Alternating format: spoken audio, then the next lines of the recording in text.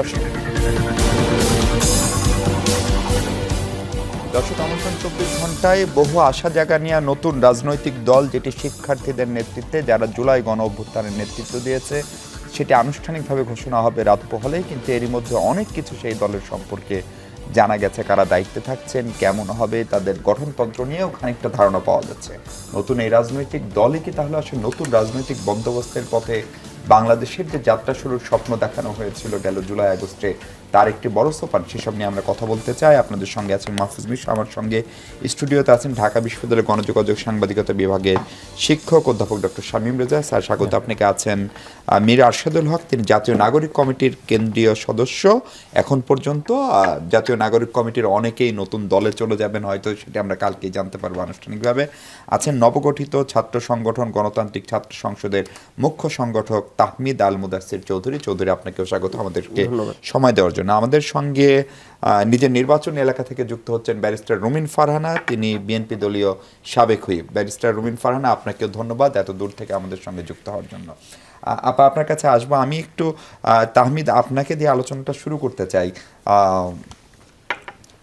ধরেন, জুলাই আগস্টের গণ অভ্যুত্থান নিঃসন্দেহে একটা বিশাল ঘটনা, একটা বড় প্রাপ্তি।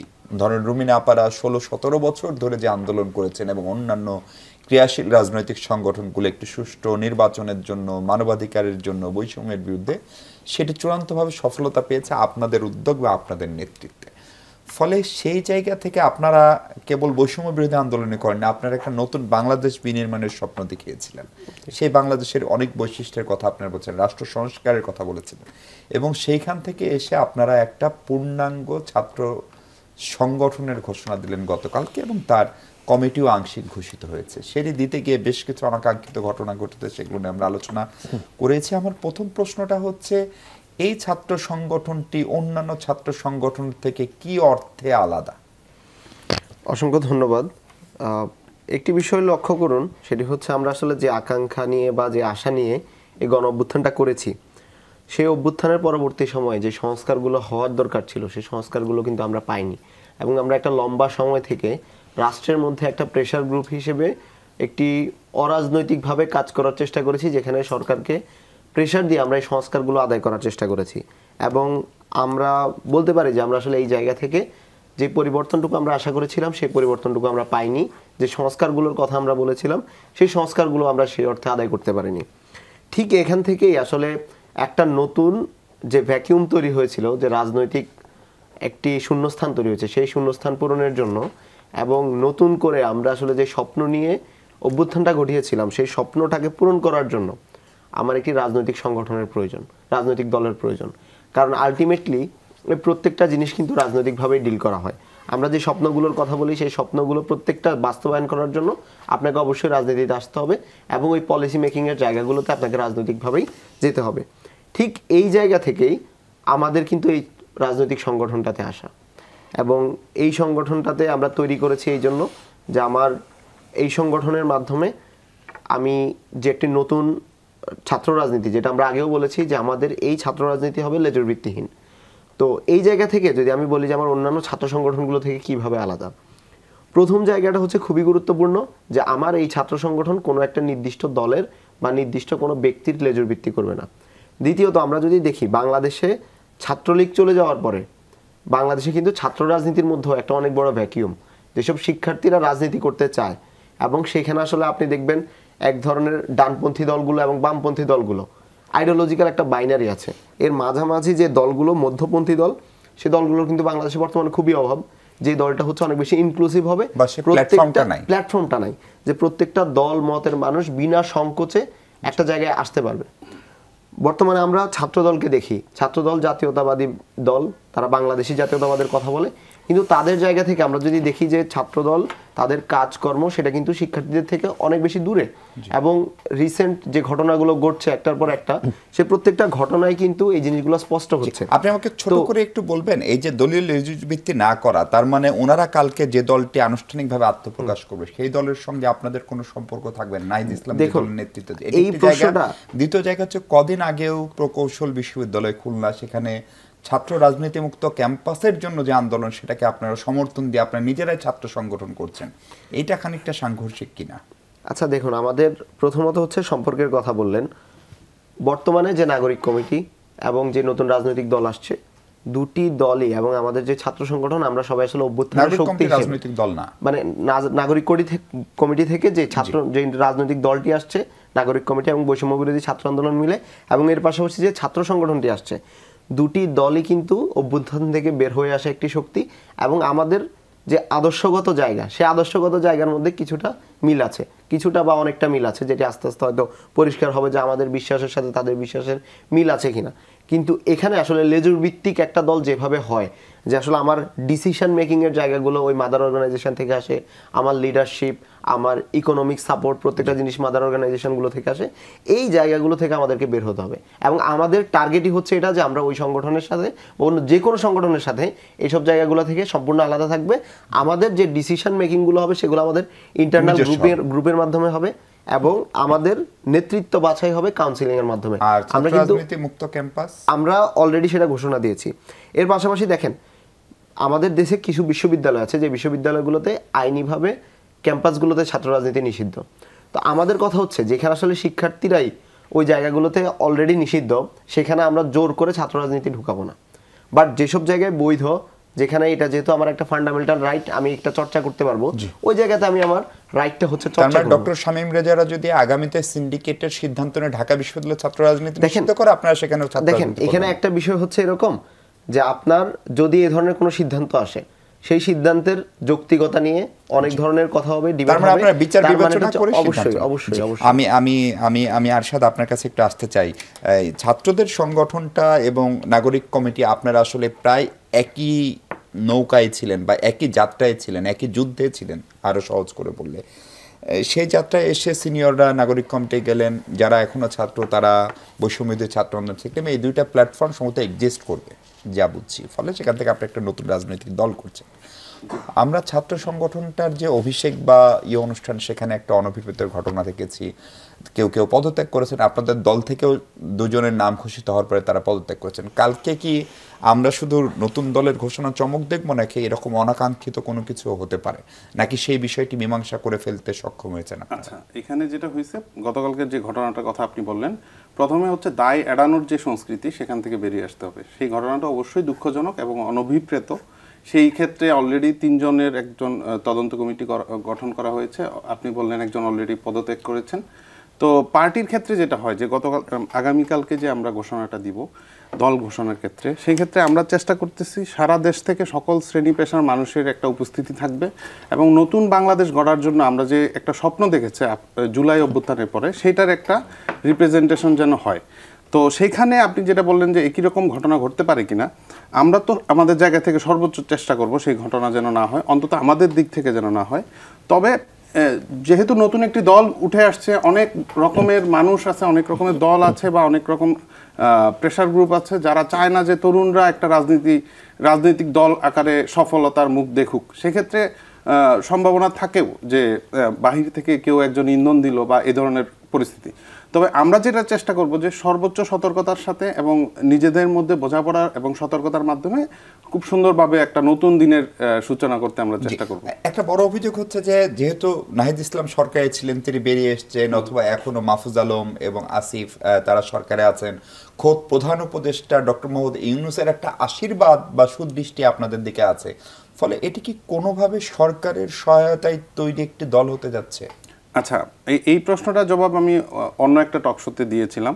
সেটা হচ্ছে যে সরকার বলতে আপনি যেটাকে বোঝাচ্ছেন, যে এন্টায়ার আপনার সকল উপদেষ্টা, সকল শ্রেণী, যতগুলো স্টেক হোল্ডার আছে সরকারের, তারা মিলে, প্রশাসন, পুলিশ, অন্যান্য যে জায়গাগুলো অর্থনৈতিকভাবে, সেখান থেকে যদি একটা সহযোগিতা আসতো, যেটা যদি দেখা যেত, তাহলে আমরা সেটা বলতে পারতাম যে সরকার কর্তৃক একটা মদতপুষ্ট একটা দল। কিন্তু আলটিমেটলি যেটা হয় যে ওই 3 জন ছাত্র প্রতিনিধি কিন্তু জুলাই মুভমেন্টের one of the top leader তারা, সেই ক্ষেত্রে তারা ওখানে প্রেজেন্টেশনে ছিল। নাহিদ যেটা করেছে যে সরাসরি নিজের পদ থেকে, এবং বাংলাদেশে কিন্তু এটা বিরল একটা ইতিহাস উনি সৃষ্টি করেছেন, যে মন্ত্রিত্ব ছেড়ে দিয়ে।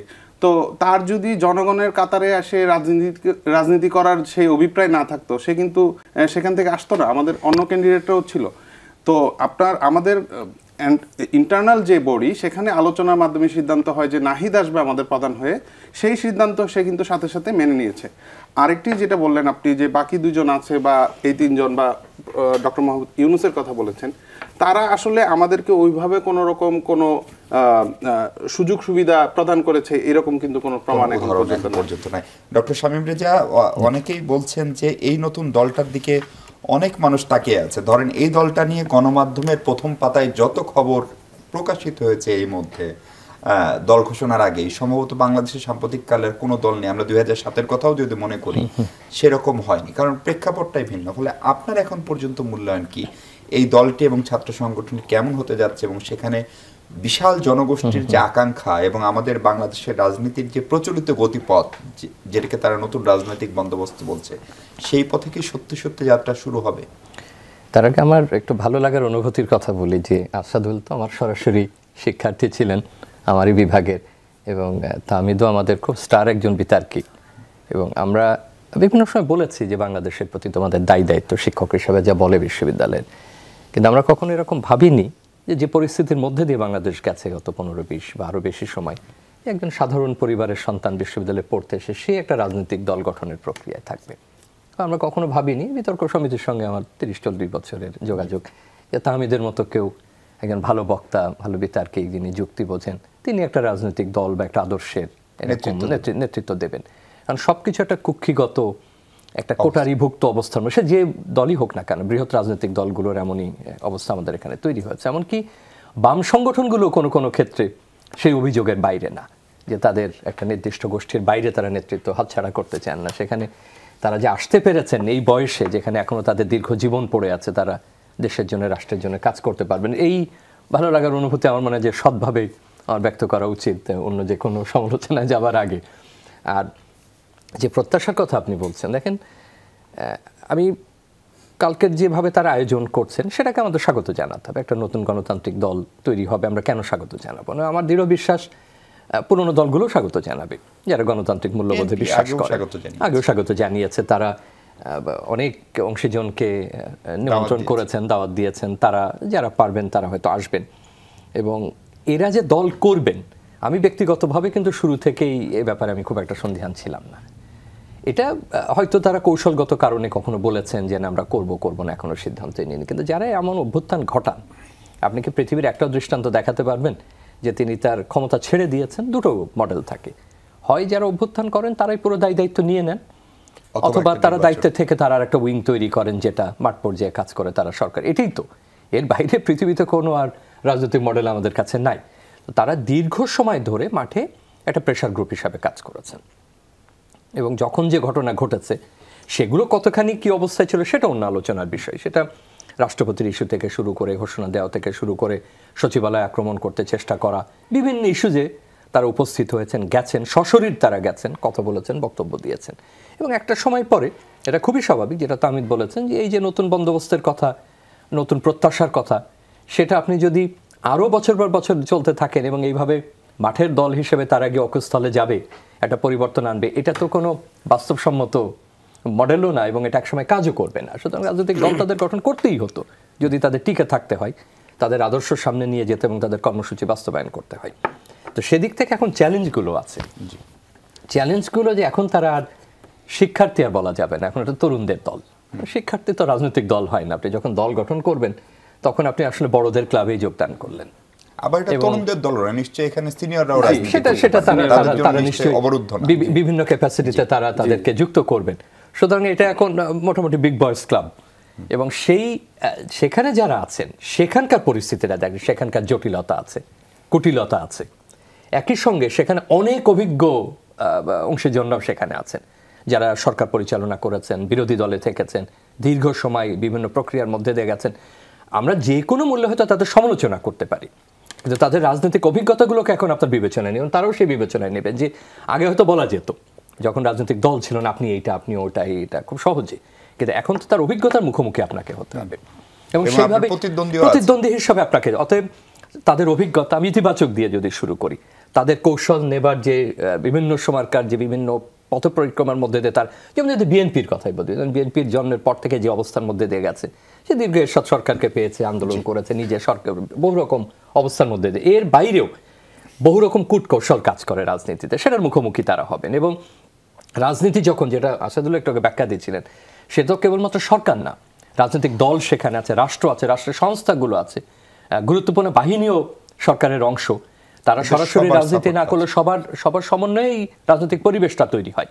তাদের সঙ্গে তাদের সম্পর্কের মাত্রা কি হবে, তো আগামীকাল বা তারপর থেকে তারা একটা কঠিন বাস্তবতার মুখোমুখি হবে। স্যার আপনাকে একটু থামাই, ব্যারিস্টার রুমিন ফারহানা, দুঃখিত আপনাকে অনেকক্ষণ অপেক্ষায় রেখেছি। আপনার কাছে আমার সরাসরি প্রশ্ন হচ্ছে, নতুন দল নিয়ে আপনি বরাবরই ইতিবাচক ছিলেন, তাদের স্বাগত জানিয়েছেন, তরুণদের দলকে, দলটি ঘোষণা হতে যাচ্ছে, আপনার প্রতিক্রিয়া শুনতে চাই। পাশাপাশি বহুদিন পর বিএনপি চেয়ারপারসন বেগম খালেদা জিয়া নেতাকর্মীদের সঙ্গে আজকে ভার্চুয়ালি কথা বলেছেন। ওনার শারীরিক অবস্থা আজকে দেখে মনে হচ্ছে অনেকখানি ভালো, এবং তিনি খুবই গুরুত্বপূর্ণ কথা বলেছেন, আপনাদের উদ্দেশ্যে এমন কোনো কাজ করবেন না যাতে আপনাদের এতদিনকার সংগ্রাম আত্মত্যাগ বিফলে যায়। এটি নিঃসন্দেহে কেবল তার নির্দেশনা নয়, এটি হয়তো একটি সতর্ক বার্তাও। দলের নেতাকর্মীরা বা আপনার যারা নেতা, তারা এই কথার কি মর্মার্থ আসলে উপলব্ধি করছেন? আপনাকে অসংখ্য ধন্যবাদ। নিশ্চিতভাবে আমি শুরু থেকে নতুন রাজনৈতিক দলকে স্বাগত জানিয়েছি, এবং আমি বিশ্বাস করি বাংলাদেশের রাজনীতিতে একটা বিরাট ভ্যাকুয়াম আছে, একটা বিরাট খালি ফাঁকা জায়গা আছে, যে জায়গাটিতে নতুন রাজনীতি জায়গা করে নিতে পারে। সেই নতুন রাজনীতি কি ধরনের হতে পারে, বা আমরা যারা রাজনৈতিক ক্ষুদ্র কর্মী আছি, বাংলাদেশের নাগরিক, সচেতন নাগরিক বলা যায়, আমাদের আসলে নতুন রাজনৈতিক দলের কাছে প্রত্যাশাটা কি?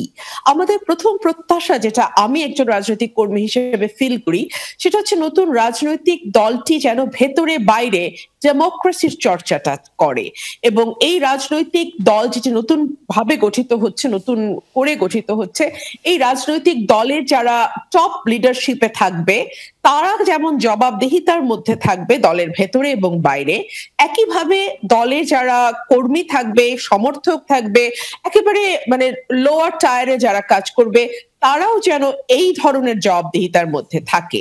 এবং আমরা যেই অনুপস্থিতি দেখেছি আমাদের মানে আমাদের আগের যে রাজনীতি ধারা ছিল গত 50 বছরে, সেখানে আমরা যে এই গণতান্ত্রিক মানসিকতার এক ধরনের অভাব লক্ষ্য করেছি, জবাবদিহিতার এক ধরনের অভাব লক্ষ্য করেছি, সেই জায়গাগুলোতে যেন নতুন দল সেই জায়গাগুলোকে এনশিওর করে, এবং মানুষের যে প্রত্যাশা নতুন রাজনীতির, নতুন বাংলাদেশের, নতুন ভাবে আসলে বাংলাদেশের পলিটিক্যাল যে কালচার, সেটাকে নতুন একটা রূপ দেওয়ার যে প্রত্যাশা মানুষের আছে, সেটা যেন নতুন রাজনৈতিক দলটি পূরণ করতে পারে, এই প্রত্যাশা আমরা সকলেই করছি।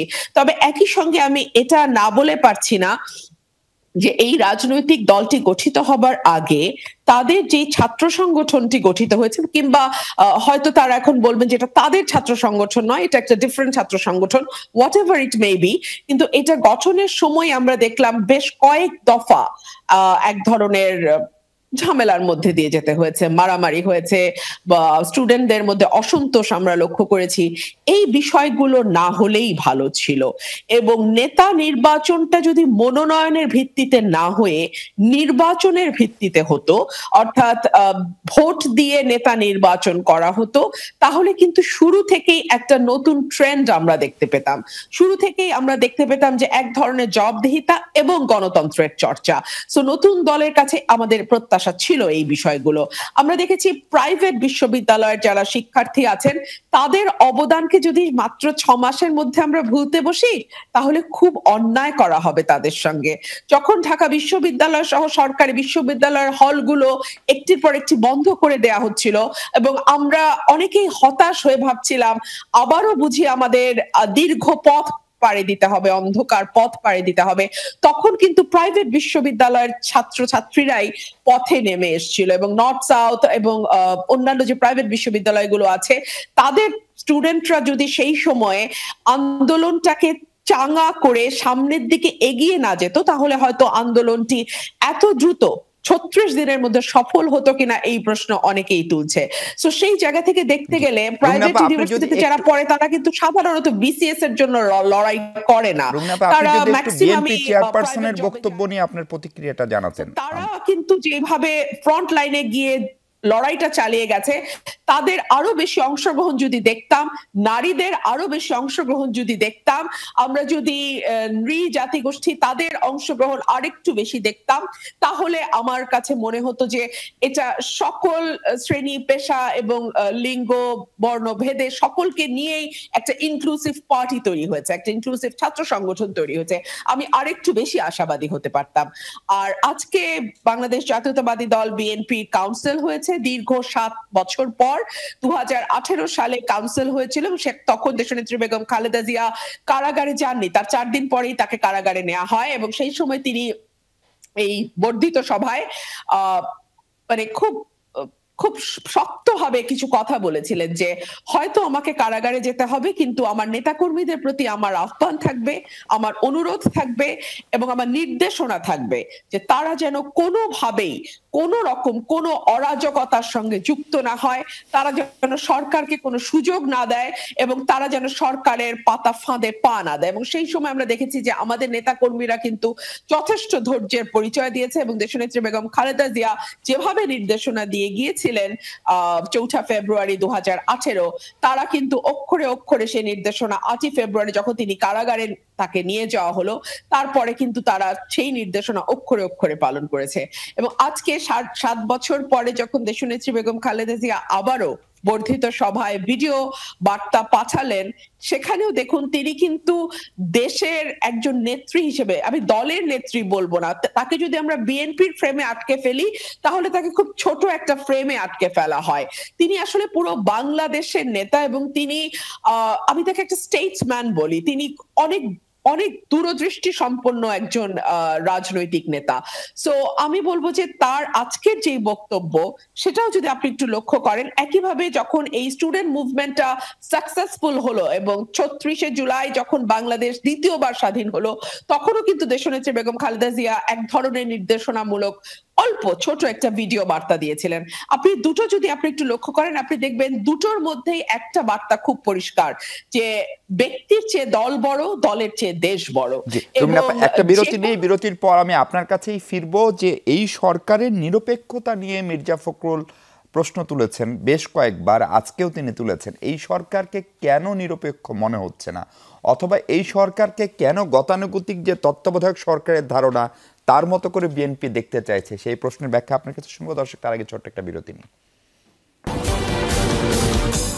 দর্শক, বিরতির পর স্বাগত আরেকবার। আমরা নয়া রাজনৈতিক বন্দোবস্তের পথে শিরোনামে আলোচনা করছি। বিএনপি দলীয় সাবেক হুইপ ব্যারিস্টার রুমিন ফারহান আছেন আমাদের সঙ্গে। রুমিন আপা, নির্বাচনের নিরপেক্ষতা নিয়ে প্রশ্ন বিএনপি কেন তুলছে? কারণ যে সরকারটি এখন ক্ষমতায়, অন্তর্বর্তীকালীন সরকার, সেই সরকার আপনাদেরও সরকার বটে, আপনারা বিভিন্ন সময় বলছেন। তাহলে সরকারের নিরপেক্ষতা নিয়ে নির্বাচনের যখন দৃশ্যত মনে হচ্ছে ডিসেম্বরে নির্বাচন, না হলে জানুয়ারি বা ফেব্রুয়ারিতে নির্বাচন, এই প্রশ্নগুলো তুলে আসলে বিএনপি কি প্রমাণ করতে চায়? দেখুন, আমরা শুরুতেই একটা কথা বলেছি যে এটি আমাদের সরকার এবং সরকারকে কোনোভাবে ব্যর্থ হতে দেওয়া যাবে না। এই কথাটি একবার নয়, ডে 1 থেকে শুরু করে অসংখ্যবার বিএনপির সিনিয়র লিডারশিপ যারা আছেন, অ্যাক্টিং চেয়ারম্যান, মহাসচিব থেকে শুরু করে প্রায় প্রত্যেকেই এই কথাটি কিন্তু বলেছেন এবং এটি আমরা মনে প্রাণে বিশ্বাসও করতে চেয়েছি। কিন্তু আপনি যদি রিসেন্ট কিছু ঘটনা লক্ষ্য করেন, ধরুন যখনই সরকারটি গঠিত হলো এবং এর পরপরই আমাদের অন্তর্বর্তীকালীন সরকারের যিনি প্রধান ডক্টর মোহাম্মদ ইউনূস, তিনি দেশের বাইরে গেলেন। তিনি বললেন যে এই পুরো ঘটনাটি আসলে হঠাৎ করে ঘটা কোনো ঘটনা নয় এবং এটি মেটিকুলাসলি প্ল্যান্ড একটা ঘটনা এবং তার একজন মাস্টার মাইন্ডও আছে এবং সেই মাস্টার মাইন্ডকে তিনি পরিচয় করিয়ে দিলেন। এবং পরবর্তীতে দেখা গেল নতুন যে দলটি গঠিত হচ্ছে, সেই দলটির সঙ্গে ওতপ্রোতভাবে সেই মাস্টার মাইন্ড এবং সেই দলে পরবর্তীতে যারা যুক্ত হচ্ছেন তারা সকলেই বিভিন্ন ভাবে যুক্ত। কেউ হয়তো পরামর্শক হিসেবে যুক্ত, কেউ হয়তো দলের পদে যাচ্ছেন, কেউ হয়তো দলটি গঠনের প্রক্রিয়ার সঙ্গে সরাসরি যুক্ত, অর্থাৎ নানান ভাবে তারা আসলে নতুন রাজনৈতিক দলের সঙ্গে যুক্ত। এরপরে ডক্টর মোহাম্মদ ইউনূস রিসেন্টলি কিছুদিন আগেই আরেকটি ইন্টারভিউ দিলেন, যেখানে তিনি খোলামেলা ভাবে বললেন যে স্টুডেন্টদেরকে তিনি উৎসাহিত করছেন রাজনৈতিক দল করবার জন্য এবং উল্টো স্টুডেন্টরা তাকে বলছেন যে আমরা কোথায় ভোট পাবো, আমাদেরকে তো কেউ চেনে না। তিনি স্টুডেন্টদেরকে উৎসাহ দিয়ে বলছেন না, তোমাদেরকে সকলেই চেনে এবং ডেফিনেটলি তোমাদের একটা রাজনৈতিক দল করা উচিত। এই যে কথাগুলো যখন তিনি বলছেন এবং এই কথাগুলোর ম্যানিফেস্টেশন আমরা বিভিন্ন সময় দেখতে পাচ্ছি সরকারের তরফ থেকে, তখন কিন্তু এই বিষয়টি আমাদের না ভেবে আর কোনো উপায় নেই যে ডক্টর মোহাম্মদ ইউনূস এবং তার যে অন্তর্বর্তীকালীন সরকার, সেই সরকারটি নানান ভাবে নতুন রাজনৈতিক দলটির সঙ্গে পরোক্ষভাবে হলেও যুক্ত, এবং এই রাজনৈতিক যে নতুন দলটি হতে যাচ্ছে সেখানে নাহিদ ইসলাম, যিনি সম্প্রতি পদত্যাগ করেছেন, তিনি কিন্তু এই দলের প্রধান হতে যাচ্ছেন, এবং এর বাইরেও আরো দুজন, আসিফ এবং মাহফুজ, তারা আসলে দলের কোন পদে আসবেন জানি না, বা কবে আসবেন সেটাও এখনো খুব পরিষ্কার নয়। তবে এই দলের গঠনের সঙ্গে যে তারা খুব নিবিড় ভাবে যুক্ত, এই কথাটি কিন্তু মানুষ বিশ্বাস করে, অর্থাৎ পাবলিক পারসেপশন তাই। So politics, the perception is very important, and sometimes perception is reality in politics. So আপনি যদি এটাকে দেখেন, মানুষের মধ্যে একটা দৃঢ় বিশ্বাস আছে যে এই সরকারটির সঙ্গে স্টুডেন্টরা এবং স্টুডেন্টদের যে নতুন দল হতে যাচ্ছে তাদের এক ধরনের ক্লোজ কানেকশন আছে, একদম পরিষ্কার। এবং সেই কারণে আপনি মনে করছেন সরকার নিরপেক্ষ না। আমি একটু আরশাদ আপনার কাছে এই প্রশ্নটা নিয়ে আসতে চাই। সবচেয়ে বড় প্রশ্নটি সম্ভবত এটাই, কারণ প্রফেসর ইউনূস যেভাবে কথা বলেছেন, যেভাবে অন করেছেন আন্দোলনটাকে, পরবর্তী সময় যেহেতু সেখান থেকে দলটি গঠিত, সেটার একটি প্রশ্ন। নাহিদ ইসলাম যখন সরকার থেকে পদত্যাগ করলেন, তারপরে সরকারের একাধিক কর্তা ব্যক্তি পাবলিক পোস্ট দিয়ে যখন এরকম কথা লিখেন যে তিনি আমাদের হয়তো একদিন বাংলাদেশের প্রধানমন্ত্রী হবেন, কিন্তু তিনি তো তখনও সরকারি চাকরিতে কর্মরত। এখন আপনি বলতে পারেন যেহেতু এটি একটি গণঅভ্যুত্থানের পরের সরকার এবং তারা সেই সরকারের অংশ, সেই ব্যাখ্যাই দিবেন। এবং আরেকটি বড় প্রশ্ন অনেকেই করছেন, সামাজিক যোগাযোগ মাধ্যমে একজন প্রফেসর লিখেছেন, প্রফেসর বখতিয়ার আহমেদ, যে নাহিদ যেভাবে তার এই ৬-৭ মাসের হিসাবের অঙ্কটা দিল, আপনাদের দল গঠনের আগে বা পরে আপনাদের দলের অফিস, আপনারা কিভাবে চলেন, আপনাদের অর্থনের উৎস কি, সেটি কি কখনো পাবলিকের কাছে পরিষ্কার করবেন? ওকে, ধন্যবাদ। আমি রুমিন ফারহানা ওনার কাছ থেকে আসি আর কি। আমি যেটা মনে করি, প্রফেসর ইউনূস যেটা বলেছেন যে তোমরা রাজনীতি করো, সেই কথাটা কিন্তু আসলে অন্যান্য দলগুলোরও বলার কথা বা বলা উচিত বলে আমি মনে করি। যে হয় আমরা করব না, আপনারা আমাদের উৎসাহ দিবেন, পারলে আপনারা স্পেস করে দিবেন যে আসো নতুন একটা রাজনৈতিক দল হোক, এই ছাত্ররাই তো নতুন বাংলাদেশ আপনাদেরকে উপহার দিয়েছে। সেক্ষেত্রে নতুন দল হইলে সেটা তো একটা সমস্যার কারণ হইতে পারে না। যেটা হইতে পারে সেটা হচ্ছে গুড প্র্যাকটিস করা, কাজের গুড প্র্যাকটিস করা। আমার দল হয়েছে, আপনার দল ছিল আগে থেকে, তাহলে আসুন এবার গুড প্র্যাকটিস করি, এলাকাগুলোতে আমরা যাই, মানুষের কাছে আমরা যাই, কারা কত বেশি ভালো কাজ করতে পারে, কারা কত বেশি মানুষের জন্য কাজ করতে পারে, ফেয়ার গেম হোক। দেন হচ্ছে একটা গুড প্র্যাকটিস হোক, রাজনীতির জন্য এটা শুভ এবং রাজনীতির জন্য এটা ভালো, বাংলাদেশের জন্য এটা ভালো। সো আমি মনে করি না যে এখানে যে নতুন একটা দল হচ্ছে সেটা কোনো একটা বাংলাদেশের জন্য বা আগামী বাংলাদেশের জন্য কোনো একটা সমস্যা। আমি মনে করি এটা একটা সম্ভাবনা, সেটা একটা বিষয়। আরেকটা যেটা বলেছেন আপনি নাহিদের আসার বিষয়টা, যে দেখুন সে কিন্তু তার পুরো ডিটেলস, ব্যাংক তথ্য, তার সব কিছু প্রকাশ করেছে। দলের ক্ষেত্রে সেটা হবে কিনা, এটা তো শুরু মাত্র, নতুন একটা প্র্যাকটিসের শুরু। আমরা আস্তে আস্তে সেই প্র্যাকটিসগুলোর মধ্যে দিয়ে যাব এবং এটা একটা শিক্ষা, যেই শিক্ষাটা অন্যান্য দলগুলোও নিতে পারে, আমরা নিজেরাও নিতে পারি। সো আমি মনে করি সেই দিকে আমরা যাচ্ছি। নতুন রাজনৈতিক যে সংস্কৃতির কথা আমরা বলছি, সেই সংস্কৃতিটা কিন্তু একদিনের পরিবর্তন হবে না।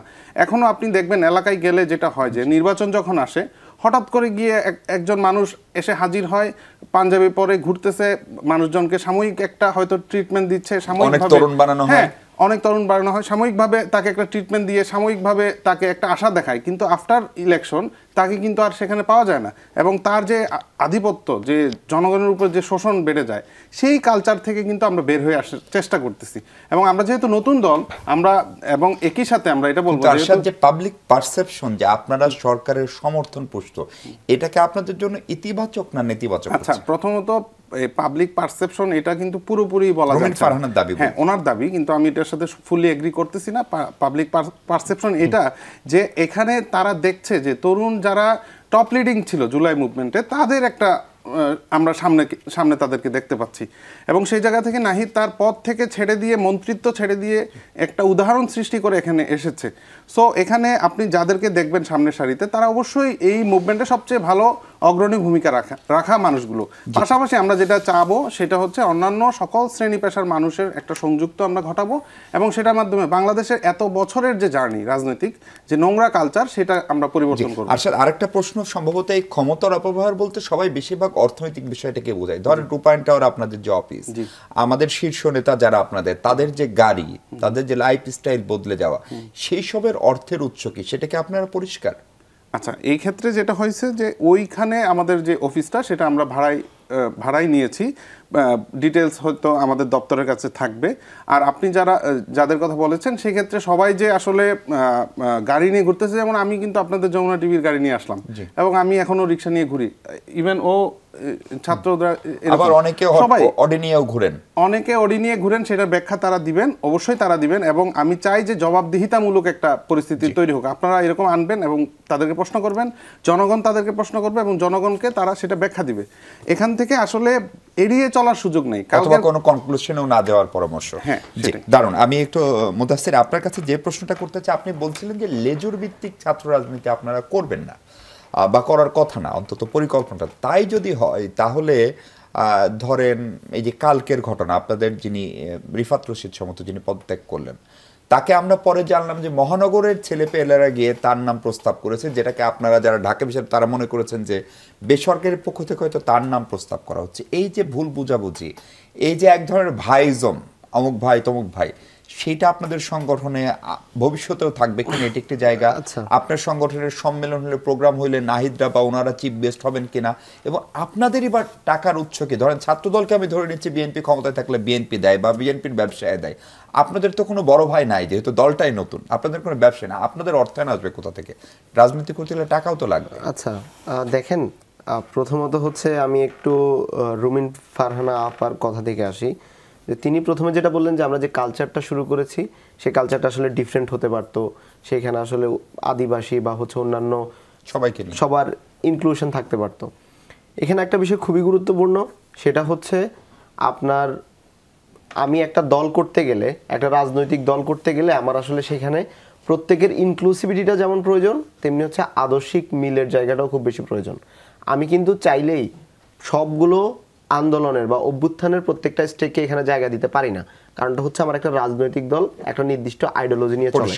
যখন বৈষম্যে আমরা নতুন করে গঠন করেছিলাম, সেখানে কিন্তু আমরা প্রত্যেকটা মানুষকে এখানে ইনক্লুড করেছিলাম, যারা যারা অভ্যুত্থানের অবদান রেখেছে, আন্দোলনে অবদান রেখেছে, প্রত্যেকটা যে স্টেক হোল্ডার প্রত্যেককে আমরা এখানে জায়গা দিয়েছি। কারণ এখানে টার্গেট ছিল একটা, যে আন্দোলনটাকে আমরা কিভাবে হচ্ছে সাকসেসফুল করব। বাট এখন যখন আমি একটা রাজনৈতিক সংগঠন করি, তখন আমার উদ্দেশ্য থাকে একটা আইডিওলজিক্যাল জায়গা থেকে আমি দেশকে কিভাবে রিফর্ম করব। এখন দেখেন, আমি হচ্ছে একটু আসতেছি, তো এই জায়গা থেকে উনি যখন আমাদেরকে বলেন ভোট দিয়ে নেতা নির্বাচনের কথা, আসলে এটা একটা যখন নতুন আহ্বায়ক কমিটি হয় তার পক্ষে কিন্তু কখনোই ফিজিবল কোনো আইডিয়া না। কারণ হচ্ছে আমার কতজন কর্মী আছে, এই প্রত্যেকটা জিনিস কিন্তু কখনোই লিপিবদ্ধ না, এবং এই জায়গায় তখন কিন্তু আপনি কখনোই সুষ্ঠুভাবে কোনো নেতা নির্বাচন করতে পারবেন না, এবং সেটা পরবর্তীতে সম্ভব। এবং আমরা যে নেতা নির্বাচনটা করেছি সেটা কিন্তু আলোচনার ভিত্তিতে এবং এক ধরনের ঐক্যমতের ভিত্তিতে, সাধারণ শিক্ষার্থীদের একটা ঐক্যমতের ভিত্তিতে। তার মানে হচ্ছে আমরা যে কালচারটা আসলে এখানে শুরু করেছি, আহ্বায়ক কমিটিগুলো যেরকম হয় তার থেকে আলাদা করে আমরা কিন্তু একটা ঐক্যমতের ভিত্তিতে এটা করেছি। এর পরবর্তীতে প্রাইভেট বিশ্ববিদ্যালয় এবং গতকালকের যে ইস্যুটা, এখানে আমরা কালকেই পেয়েছি, এবং আমি নিজেও খানিকটা বলেছি একটা ভুল বুঝাবুঝি হয়তো ছিল, সেটা আমরা সমাধান করেছি। জি জি, আপনি যে আমার প্রশ্নগুলোর, আচ্ছা আপনার স্পেসিফিক প্রশ্নটা কোথায়? আমার প্রশ্ন হচ্ছে যে আপনাদের সম্মেলন হলে প্রধান অতিথি কে হবে, আপনাদের অর্থায়ন কোথা থেকে হবে, দলটি কিভাবে? এই বিষয়টা আমার কাছে মনে হয় যে ধরেন প্রধান অতিথি কে হবে এটা আসলে সময় বলে দিবে। সেখানে প্রধান অতিথি আপনিও হতে পারেন বা অন্য যে কেউ হতে পারে। তো এটা হচ্ছে সময় উত্তর দিবে। ওই দলের প্রধান হবেন না? না না, আমরা দলের প্রধান, আসলে দেখেন এখানে দলের প্রধান যদি আমরা কোনো রাজনৈতিক নেতাদেরকে আহ্বান করি বা মেহমান হিসেবে রাখি, সেই ক্ষেত্রে আমার মনে হয় না শুধুমাত্র নির্দিষ্ট কোনো দলের লোকেরাই থাকবে, সেখানে অন্যান্য রাজনৈতিক দলগুলো থাকবে, তারা আমাদের কাছে। দেখেন আজকের আমাদের যে আজকে যে খরচটুকু হয়েছে, যে আমি কিছু কাগজপত্র প্রিন্ট করানো লাগছে, আমার কমিটিতে যে নামগুলো ছিল সেগুলো প্রিন্ট করানো লাগছে, সেগুলো আমি আমার পকেটের টাকা দিয়ে করেছি। এর পরবর্তীতে আমাদের সাংগঠনিকভাবে আমরা সিদ্ধান্ত নিয়েছি যে আমাদের যে প্রত্যেকটা মেম্বার থাকবে তাদের থেকে আমরা একটা ফি আকারে নিব প্রতি মাসে, যার মাধ্যমে আমার ফাইন্যান্সিংটা হবে। সদস্যদের জন্য একটা মান্থলি একটা ফি থাকবে। এবং এর পাশাপাশি দেখেন, আমার সংগঠন যদি ছাত্র রাজনীতিতে কিন্তু আমার ওইরকম অনেক বেশি টাকার প্রয়োজন হয় না। যদি আপনি টাকা দিয়েই সংগঠন চালাতে হয়, তো যেটা আমরা অন্যান্য দলগুলোর ক্ষেত্রে দেখি, আমরা মনে করি যে আমাদের এখান থেকে আমরা একটা নতুন রাজনৈতিক বন্দোবস্ত শুরু করতেছি, যেখানে আসলে কর্মীরাই ডেডিকেটেডলি তাদের জন্য। ডক্টর শামীম রেজা, আপনি নির্বাচন কমিশনার আব্দুর রহমান মাসুদ তিনি বলেছেন যে আমাদের মেইন ফোকাস হচ্ছে সংসদ নির্বাচন। আমরা যদি কোনো কারণে স্থানীয় সরকার নির্বাচন করি তাহলে মানে তাদের জন্য এটা একটু কঠিন হয়। তার মানে কি জাতীয় সংসদ নির্বাচনে আগে হচ্ছে সেটা একটি জায়গা, এবং নির্বাচন নিয়ে কি আসলে আর কোনো দ্বিমত আছে রাজনৈতিক দলগুলোর মধ্যে এই বক্তব্যের পরে, সেনাপ্রধানের বক্তব্যের পরে? এখন যে নির্বাচন কমিশনার এবং প্রধান নির্বাচন তো কয়েকজন ব্যক্তি, এর আগে মনে আছে সরকারের সময় একাধিক সংলাপ করা হয়েছিল রাজনৈতিক দলগুলোর সঙ্গে, বিভিন্ন অংশীজনদের সঙ্গে, বিশিষ্টজনদের সঙ্গে, সাংবাদিকদের সঙ্গে, এবং সেগুলো সরাসরি আপনারা সম্প্রচারও করেছিলেন। আপনার যদি মনে থাকে, তারা প্রতিবারই বলেছেন যে কোনো সময় যে কোনো নির্বাচন করার জন্য যে প্রস্তুতি দরকার সেটা নির্বাচন কমিশনের আছে। এই নির্বাচন কমিশনের তার পরিবর্তন হয়নি, কিছু কমিশনারের দায়িত্ব পরিবর্তন হচ্ছে। সেটা অন্য কারণে আমরা মনে করেছি যে আমাদের মেরুদণ্ড সহ, মানে শব্দটি মোটেই শোভন নয়, কিন্তু এমনই দাঁড়িয়েছে, এমন ভালো লোকজন আমাদের প্রায়োগিক অর্থে দরকার।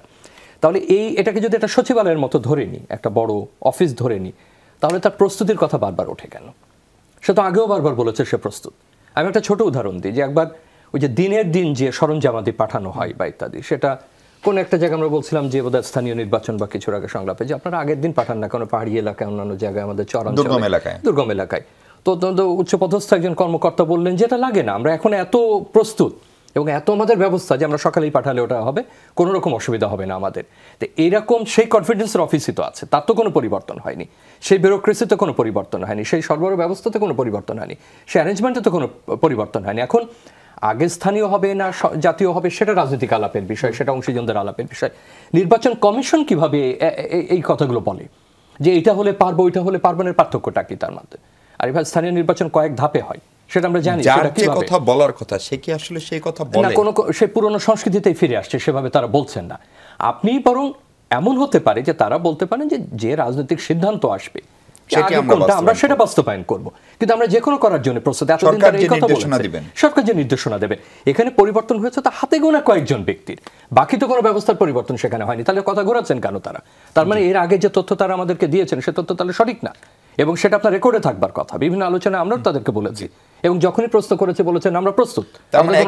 সমন্বয়হীনতা অথবা সদিচ্ছার অভাব নিয়ে এটা আমি ঠিক জানি না, এটা আমরা পুরনো সংস্কৃতিতে আসছি কিনা। যেমন আপনি যখন একটু আগে অর্থ বা ইয়েগুলো উন্মুক্ত অবমুক্ত করবার কথা বলছিলেন, আপনি যখন এই যে যাদের যে বয়োজ্যেষ্ঠদের উপর আমরা দায়িত্ব দিয়েছি সরকার পরিচালনায়, তরুণরা যাদের তাদের উপর আস্থা, তারা কি কেউ বলেছিলেন যে আমি প্রগতি তৈরি গাড়িতেই চড়বো, অন্য কোনো ব্র্যান্ডের গাড়িতে চলবো না? এরা প্রত্যেকে তার কর্মজীবনে অসম্ভব ভালো ছিলেন। কেউ সংস্থাতে ছিলেন, রাষ্ট্রীয় কর্মকর্তা, ব্যক্তি জীবনে তার অত্যন্ত সফল, মোটামুটি তাদের ভালো গাড়িতেই তারা জীবনে চড়েছেন। তো কেউ তো বললেন না যে আমি রাষ্ট্রে অ্যাসেম্বল হয় যে গাড়ি, ওই গাড়িতে চলবো, আমাকে মার্সিডিজ দেওয়ার দরকার নেই, বা দামি অন্য কোনো ব্র্যান্ডের গাড়ি আমাকে দেওয়ার দরকার নেই। তারা তো সেটা বলেননি। তার মানে আমরা আসলে পুরনো অবস্থা থেকে খুব একটা বের হইনি, এবং কেউ বলিনি। এমনকি এটাও কেউ বলেননি যে এই ভাতা আমার দরকার নেই, আমি রাষ্ট্রের বিভিন্ন ভাতা পেয়েছি, চাকরিতে ছিলাম, আমার এটা প্রয়োজন নেই, আমার অবশ্যই ন্যূনতম তিনি সার্ভিস দিচ্ছেন। তার মানে যেটুকু তরুণদের কাছে আমরা প্রত্যাশা করছি, আমি সম্মানকেই বলছি, জিনিসগুলোর বদল আমরাও বদল করিনি, কিন্তু অর্থাৎ সেটা যদি তারা করতে পারেন সেটা আমাদের জন্য তো নিঃসন্দেহে বড় প্রত্যাশা। আমি আপনার কাছে আরেকটা প্রশ্ন রেখে বিরতিতে যাই। আমাদের আরেক উপদেষ্টা জেনারেল এম সাখাওয়াত হোসেন, তিনি আজকে সেনাপ্রধানের বক্তব্যকে সমর্থন করে বলছেন সেনাপ্রধান কোনো কথাই না বুঝে বলেন নাই। তার মানে সেনাপ্রধান যে স্বাধীনতা সার্বভৌমত্বের হুমকির কথা বলেছেন, বিডিআর বিদ্রোহ নিয়ে যা বলেছেন, সেগুলো তিনি বুঝেই বলেছেন, এবং মারামারি কাটাকাটি কাদা ছোড়াছড়ি বন্ধ করার যে আহ্বান, সেটি না করলে পরিণতি ভালো হবে না, সেগুলো বুঝেই বলেছেন বলে সরকারের একটা উপদেষ্টা সমর্থন করছেন। এইটার আসলে যোগাযোগীয় ব্যাখ্যাটা কি, সেটা আপনার কাছে শুনবো। দর্শক, তার আগে আবার একটু বিরতি নিচ্ছি। দর্শক, স্বাগত আরেকবার। ডক্টর শামীম রেজা আমাদের সঙ্গে। স্যার, সেনাপ্রধানের বক্তব্যকে আজকে জেনারেল সাখাওয়াত যেভাবে এন্ডোর্স করলেন, সেটা আসলে কি বার্তা দেয়? ওনার বক্তব্যটা 1 থেকে 1.5 লাইনের, তাতেই গণমাধ্যমে এটা শিরোনাম, এবং ভেতরে আসলে কিছুই নাই। উনি বলেছেন যে এটা উনি ভেবে চিন্তেই দিয়েছেন। এটা প্রথমে আমার মনে হয় যে আমাদের বিবেচনায় রাখতে হবে। দ্বিতীয় হলো উনি সাবেক সেনা কর্মকর্তা, আমাদের সিনিয়র বন্ধুজন, এই অনুষ্ঠানে একসঙ্গেও আমরা দুজনে এসেছি, আপনার অনুষ্ঠানে সম্ভবত আমাদের একটা পরিচয় আছে। সেই পরিচয়ের সূত্র ধরেও বলি, উনি মন্তব্যটা না করলেই ভালো করতেন। আমরা তাকে এখন সাবেক সেনা কর্মকর্তা হিসাবে দেখছি। এখন উনি একজন নির্বাচন কমিশনার এবং এই মুহূর্তে উপদেষ্টা মণ্ডলীর উনি একজন সদস্য এবং গুরুত্বপূর্ণ সদস্য প্রত্যেকের মতোই। এখন যে বক্তব্য সেনাপ্রধান দিয়েছেন সেগুলো গভীর আলোচনা এবং বিশ্লেষণের দাবি রাখে। আমরা প্রাথমিক একটা আলোচনা করেছি 24 ঘন্টা বা 48 ঘন্টায়, সেটা করতেই পারি যে যার অবস্থান থেকে। কিন্তু উনি যে 4-5টা বিষয় বলেছেন সেটা তো এমন না যে হঠাৎ করে 10 মিনিট বা একটা টকশোতে আমরা সেটার সমস্ত উত্তর দিতে পারবো বা আমাদের মতামত দিতে পারবো। এক এক মাত্রা সেখানে। শুধু একটা বিষয় স্পষ্ট অন্তত বলা যায় যে দ্বন্দ্বের যে বিষয়টা, যে আপনারা নিজেরা যদি দ্বন্দ্বে যান যে নতুন রাজনৈতিক দলটা তৈরি হচ্ছে অন্যরকম, কিন্তু আমি মনে করি যে উনি বোধহয় এই বক্তব্যটা বা এই মন্তব্যটা না করলে ভালো করতেন। আর একটু আমি 30 সেকেন্ডে বলি, সেনাবাহিনী একটা গুরুত্বপূর্ণ প্রতিষ্ঠান এই পরিবর্তনের ক্ষেত্রে, সাবেক সেনা কর্মকর্তারাও গুরুত্বপূর্ণ অংশীজন এবং এই মুহূর্তে সেনাবাহিনী সেনা প্রধানও একজন গুরুত্বপূর্ণ অংশীজন এই পরিবর্তন এবং আমরা যে রূপান্তরের দিকে আমরা আশা করছি, সেটা সংস্কার, নির্বাচন, সব। সেক্ষেত্রে আমি মনে করি যে আমরা যেন কোনোভাবে এরকম ধারণার মধ্যে না যাই যে এগুলো এক সূত্রে গাথা, সেটা খুব একটা ভালো না। জি হ্যাঁ, ব্যারিস্টার রুমিন ফারহানা, একদম 1 মিনিটে যদি আপনি বলেন আগামী দিনের রাজনীতি কোন পথে যাচ্ছে, বিশেষ করে নতুন দল আসার পরে সরকার নিরপেক্ষতা নিয়ে বিএনপি যে প্রশ্ন তুলছেন, আপনাদের সঙ্গে কি তাদের একটা সাংঘর্ষিক অবস্থান দেখার কোনো আশঙ্কা অনেকেই করছেন? আমি আগামী দিনের রাজনীতিকে খুব আনস্টেবল এবং ভোলেটাইল দেখি। আমি খুব দ্রুত সময়ের মধ্যে স্থিরতা আসবে এটি আমি মনে করি না, বিকজ বাংলাদেশের রাজনীতিতে একটা বড় ভ্যাকুয়াম তৈরি হয়েছে, যেটা আমি আমার বক্তব্যের শুরুতেই বলছিলাম, এবং নতুন যে রাজনৈতিক দলটি আসতে যাচ্ছে সেটি অনেকাংশে সেই ভ্যাকুয়াম হয়তো পূরণ করতে পারত, কিন্তু তাদের সেই সম্ভাবনা অনেকটাই নষ্ট হয়েছে বলে আমি মনে করি এবং তার জন্য তারা নিজেরাই দায়ী। এবং আগামী যে নির্বাচনটি, যেটা ডিসেম্বর কিংবা জানুয়ারির মধ্যে হওয়ার কথা, সেই নির্বাচনটিকে সামনে রেখে দেশের আইন শৃঙ্খলা পরিস্থিতি, নির্বাচনী পরিবেশ, এলাকা ভিত্তিক নানান রকমের শক্তি মাথাচাড়া দিয়ে ওঠা, এই সকল কিছুকে এই সরকার কতটুকু শক্তভাবে নিয়ন্ত্রণ করতে পারবে আমি জানি না। আপনি জানেন যে আমি আমার নিজ নির্বাচনী এলাকায় আছি এবং আমি গত 6-7 মাস যাবত আমি কিন্তু ম্যাক্সিমাম সময় আমার এলাকাতেই থাকি। আমি আমার এলাকায় আগামীকালকে আমার একটি জনসমাবেশ আছে এবং সেই জনসমাবেশের অনুমতি আমরা কিন্তু 10ই ফেব্রুয়ারি চেয়েছিলাম। পরবর্তীতে একটি নতুন গ্রুপ আসলো, তারা 20 তারিখ অনুমতি চাইল এবং আজকে দেখা গেল আমার সেই সমাবেশ স্থল থেকে 3টি ককটেল উদ্ধার হয়েছে। তো এগুলো খুব ভালো আলামত না। অনেকেই চাইছে পরিবেশটিকে অস্থিতিশীল করতে, ঘোলা পানিতে মাছ শিকার করতে, যেই ব্যাপারে বিএনপির চেয়ারপারসন খুব স্পষ্টভাবে ইঙ্গিত দিয়ে বলেছেন যে এমন কিছু করবেন না যাতে আপনাদের 17 বছরের এত কষ্ট পানিতে চলে যায়, বৃথা হয়ে যায়। তো একই কথা আমি আসলে সকলকেই বলবো। একদম শেষ প্রশ্ন আরশাদুল হক আপনার কাছে, যে এই যে রাজনীতিতে একটা অস্থিরতা অথবা একটা কি বলে একটা আনস্টেবিলিটির কথা রুমিন ফারহানাও বলছেন। রুমিন ফারহানা দীর্ঘদিন খুবই সক্রিয় ছিলেন আওয়ামী লীগের সময়ও এইসব বিষয় নিয়ে, তার এরকম মনে হওয়ার কারণটা আসলে কি, এই দায়টা আসলে কে নেবে? আচ্ছা, যেটা বলি যে আমি 1 মিনিটে শেষ করব। ধরেন আমি উদাহরণ দিই যে ঘটনাগুলো কোথায় হচ্ছে আসলে। আমার জন্মস্থান চট্টগ্রামের বাঁশখালী, সেখানে একটা জায়গা থেকে বালু উত্তোলন হয় সরকারিভাবেই। সেই বালু উত্তোলনটা আগে করতো অবৈধভাবে করতো আওয়ামী লীগের দোসররা। এখন কিন্তু সেই বালু উত্তোলন করতেছে বড় অন্য কয়েকটা দল, আমি নাম বলতেছি না সৌজন্যতার খাতিরে। তো যখন ওই বালু উত্তোলনের ওখানে আমি চাঁদা ভাগ বসাচ্ছি, সেই ভাগ বসানোর যে সংস্কৃতি, এই লড়াইটা কিন্তু আমাদের মধ্যে চলতেছে। আমরা কিন্তু যে জুলাই থেকে শিক্ষা নিয়ে নতুন করে একটা সংস্কৃতি চালু করব, আপা যেটা বললেন যে নতুন দল এখনই হতাশ করে দিচ্ছে, বিষয়টা আসলে তা না। আপনি তো ঘোষণাই হবে কালকে, আপনি তাদেরকে let them grow, let them unite, আপনারা নিজেরা ইউনাইটেড থাকেন। এবং বড় দলগুলোর উচিত যে তরুণদেরকে সেই স্পেস করে দেওয়া এবং হচ্ছে যে সুযোগ করে দেওয়া, তারপরে গুড রাজনৈতিক প্র্যাকটিসের মধ্যে দিয়ে সামনে আগানো। আপনারা দল ঘোষণা করার আগে থেকেই ডাকসুর বিষয় এবং ছাত্র সংসদ নির্বাচনের বিষয়ে খুবই সক্রিয় ছিলেন। আপনারা ডাকসুর ব্যাপারে কতখানি আশাবাদী? অন্যান্য পাবলিক বিশ্ববিদ্যালয় কলেজগুলোতে ছাত্র সংসদ বা সেই আলোচনা সেটিকে জিয়ে রাখবেন কিনা, দাবি থাকবে কিনা? অবশ্যই এই জায়গা থেকে আমাদের আসলে আমরা ছাত্র সংসদ নির্বাচন আমাদের হচ্ছে একদম দল হিসেবে আমাদের প্রধানতম ম্যান্ডেট এবং এই জায়গায় আমরা অবশ্যই কাজ করব। এবং সত্যিকার অর্থে বলতে আমরা দীর্ঘদিন থেকেই ডাকসুর জন্য আন্দোলন করে আসছি, বাট আমরা আসলে সেই প্রত্যাশিত ডাকসু এবং ছাত্র সংসদ যেটি আমরা প্রত্যেকটা বিশ্ববিদ্যালয়, কলেজ এবং প্রতিষ্ঠানে আমরা চেয়েছি, অর্থাৎ শিক্ষা প্রতিষ্ঠানগুলোতে চেয়েছি, সেগুলো হচ্ছে আমরা পাইনি। তো এই জায়গা থেকে অবশ্যই আমরা হচ্ছে ডাকসুর জন্য যে আন্দোলন করা দরকার বা ছাত্র সংসদগুলোর জন্য যে ধরনের মাঠে থাকা দরকার সেটা হচ্ছে আমরা অবশ্যই এনশিওর করার চেষ্টা করব। অনেক ধন্যবাদ তামিদ, অনেক ধন্যবাদ আরশাদ, অনেক ধন্যবাদ ডক্টর শামীম রেজী এবং ব্যারিস্টার রুমিন ফারহানা। দর্শক, এই ছিল আলোচনা। ভালো থাকবেন সবাই, সঙ্গে থাকার জন্য ধন্যবাদ।